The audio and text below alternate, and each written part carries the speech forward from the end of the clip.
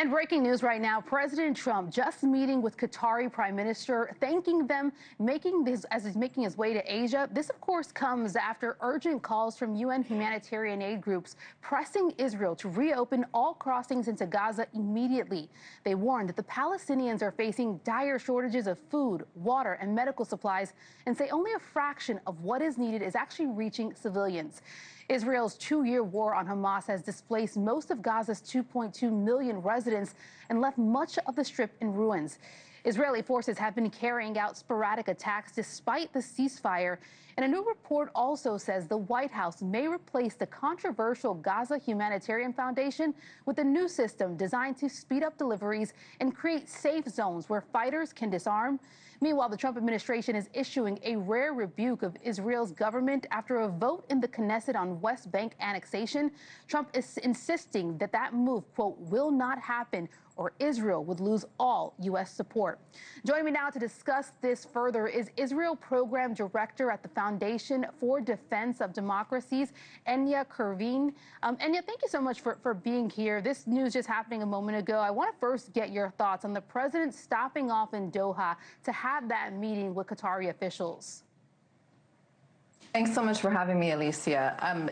Yeah, that was astounding footage of the president apparently welcoming Qatari officials on what looks like Air Force One.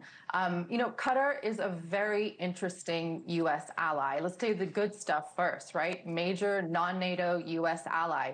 We have a huge military base in Qatar. They spend billions and billions of dollars lobbying the U.S. government, members of Congress. They spend billions of dollars on U.S. education and universities. This is a country that is very invested in the U.S. But on the downside, this is a country that is also known to support terrorists. This is a country that funded Hamas for years and years and years. And many Israelis look at what happened on October 7th and said none of that would have been possible without the suitcases of cash that Qatar had been bringing over and handing over to Hamas for years in Gaza. So it's a mixed picture.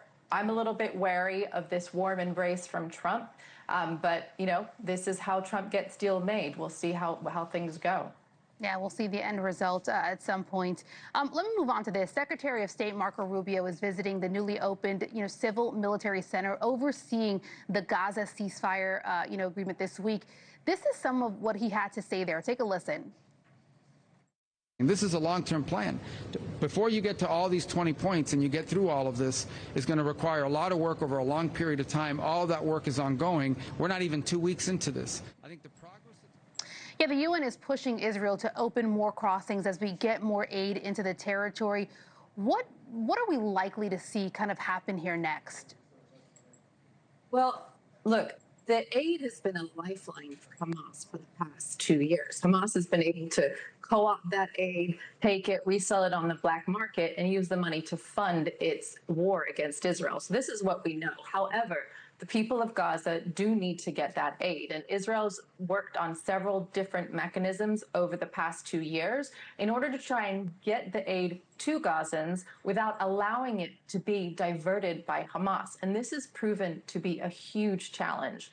And today, Rubio, Vance, and other U.S. officials have all said the same thing, that Israel is living up to its end of the agreement under the terms of the ceasefire, which was an agreed-upon number of trucks per day during phase one of the deal. And we are still in phase one of the deal. Israel is still working through it. And as Rubio and VP Vance have said, living up to its end of the deal.